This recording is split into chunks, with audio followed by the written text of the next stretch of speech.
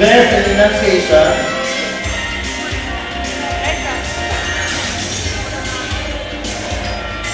Best in enunciation. Best in spelling out. Best in stage perception. Best in voice quality. And most promising performer. Pag sabi mo most promising performer, nakita ko namin siya na malaking potential pa para mag-shine na ng gusto. Other than to be seen, Bongga, yes, Alyssa, Alyssa. Another most promising performer. Best voice quality. Best in helping out. Best in storytelling. Best in stage performance. Best in tonal quality. And most promising performer.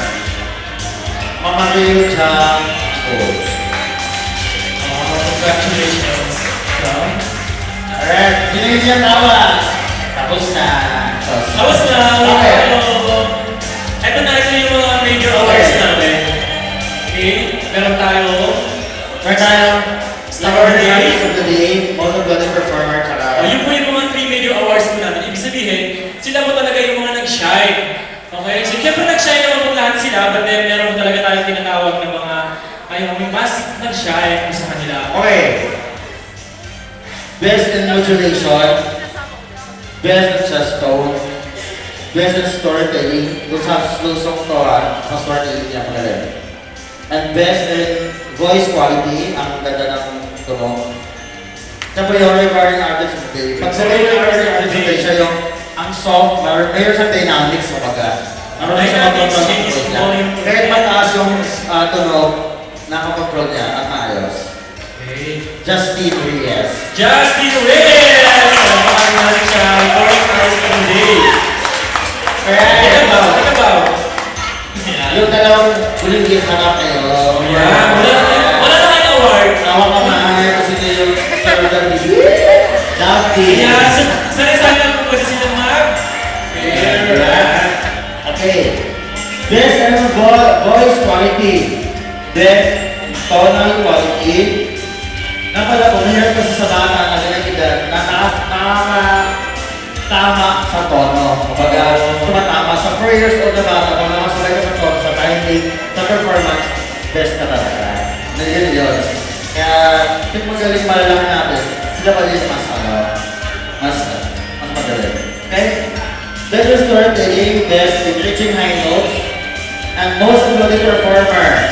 Walang iba, kundi si Brian! Most uploaded Star of the Day! Ayun, dami ang award, no? Okay. Best in stage performer, best in voice quality, best in expression, best in stage projection, best in armor, best in jockey, kaya po yung mga pinapili kasi yung stage lahat. Na mga sinarga yung stage kanina. Best in facial expression, kaya po yung magaling of skills, best in skills, and Star of the Day. Palakpakan natin ang Star of the Day! Angela Elizabeth Otto! Sample ng tapos sa ating breakfast this afternoon. So ito ba? Kailangan, tabi ko muna, anong maramdaman mo ni Brian na mayroong mga award? Ay, oo nga. Happy ba? Okay. Sa mga nakakuha ng major How awards. about sa inyo, ito yung start ulit natin ito from Villa. Ano masasabi mo sa performance mo kanina? Thank you po, sir. Thank you sa lahat ng naging ako. Ikaw, ano masasabi mo?